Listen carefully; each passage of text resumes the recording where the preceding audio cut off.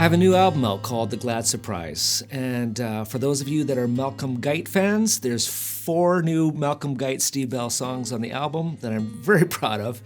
The one I'm about to sing for you is called A Lovely Long for Blue, and I wrote it riffing off of a poem that Malcolm wrote called First Steps. It's a beauty, and we happened to have him in the studio a while back, and we pointed the camera at him and said, tell us about the poem and read it. So here's Malcolm, and he'll sort of give you a little introduction into the poem and his process and the story behind it, and then I'll sing you the song. My name is Steve Bell, and this is For the Journey This Week.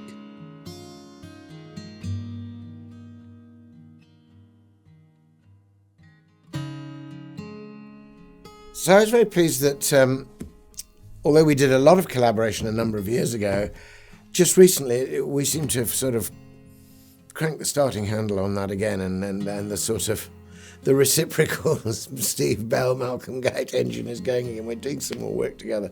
And Steve's taken a poem of mine called First Steps and turned it into a very fine song, I think. And it's a really interesting example of the way Steve, as a songwriter, will look at the text of my poem in a quite different way. He's looking, if you like, for the hook. He's looking for the key phrase, the free phrase that transforms, the phrase that can be returned. I might only use that phrase once in the poem, but Steve sees what's going on. In this case, I have a phrase, a lovely longed for blue, and he just says, okay, that's the phrase, and you'll hear him do it. So let me tell you a little bit about this poem and how it came to be written. I had in the midst of winter a really bad accident. I fell on ice and my leg twisted right round, and I broke bones in my leg in several places and down in the ankle, and was a long time in hospital, and then I had, the cast and the pins and everything and crutches, and I really was in pain a lot, and I couldn't get very far. And it was a dark, difficult winter, and I was kind of really confined to quarters for a long time. And I longed to get outside, and at the same time I was afraid to do so because it was painful and difficult. It required real courage to take those first steps. But there's a part of Norfolk, North Norfolk, right along the coast there that we've always loved, and Maggie and I had planned to go there for our post-Easter break. And I'd sort of said to myself, I'm going to go. I'm not going to just stay at home. I'm going to go. I'm going to get myself into the car, and it'll be a new place. And I could see in my mind's eye this beautiful North Norfolk coastal pass that I walked before. We've got the marshes on one side and the beautiful blue of the sea on the other, and so we got there, and I pushed on through the pain, and I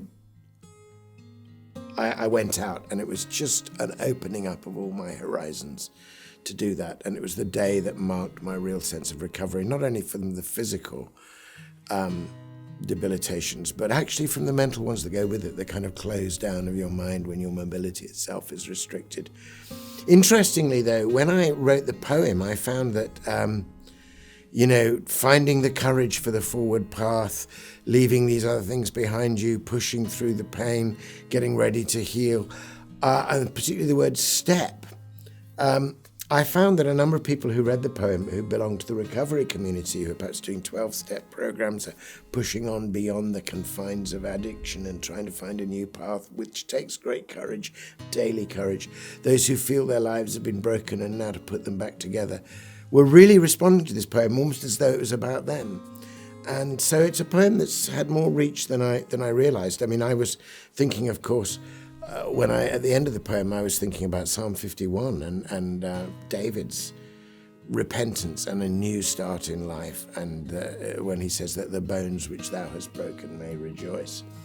So, it all came together, but Steve has done another thing with it, and you'll hear the way he's found the song's emphasis within the poem. This is the poem as I wrote it originally. It's just called First Steps. This is the day to leave the dark behind you. Take the adventure. Step beyond the hearth. Shake off at last the shackles that confined you and find the courage for the forward path.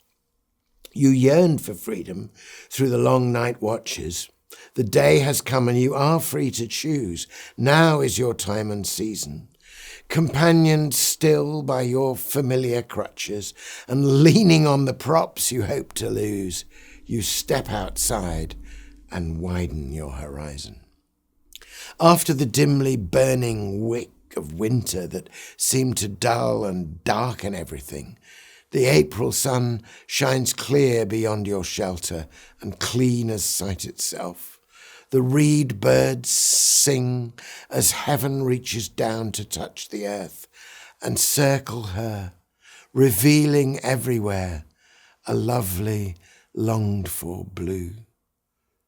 Breathe deep and be renewed by every breath, kinned to the keen east wind and cleansing air, as though the blue itself were blowing through you.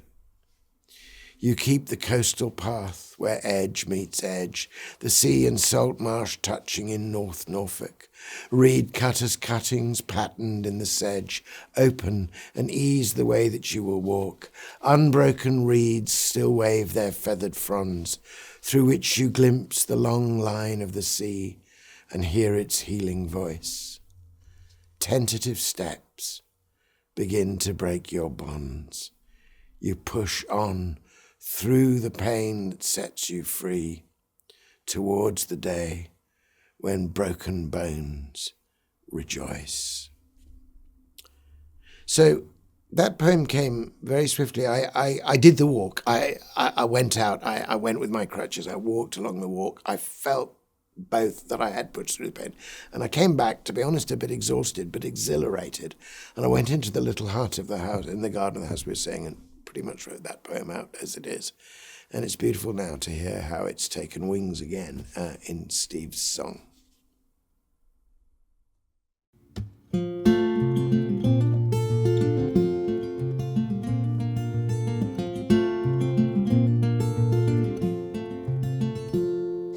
This is the day to leave the dark behind you. Take the adventure, step beyond the hearth. Shake off at last the shackles that confine you, and find the courage for the forward path. You yearned for freedom through the long night watches. The day has come, and you are free to choose to set aside your still familiar crutches, to step into the lovely longed-for blue.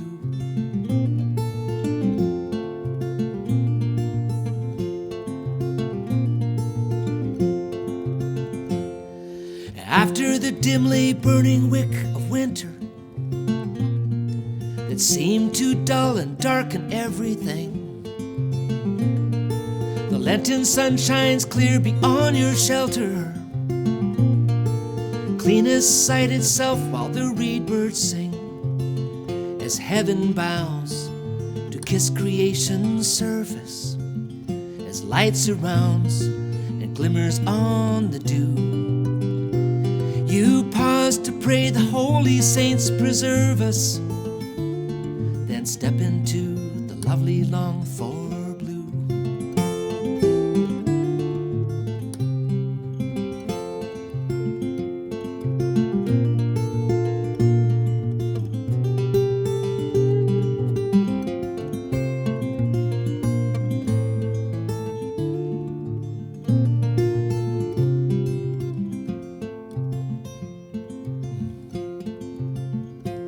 Breathe deep and be renewed by what you're breathing,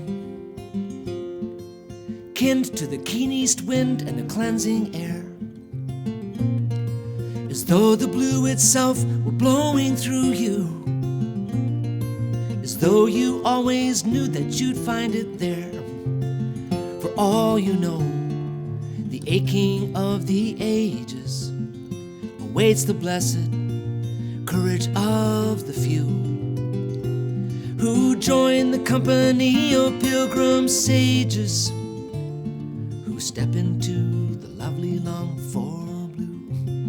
For all you know, the aching of the ages awaits the blessed courage of the few who join the company of pilgrim sages that step into the lovely longed-for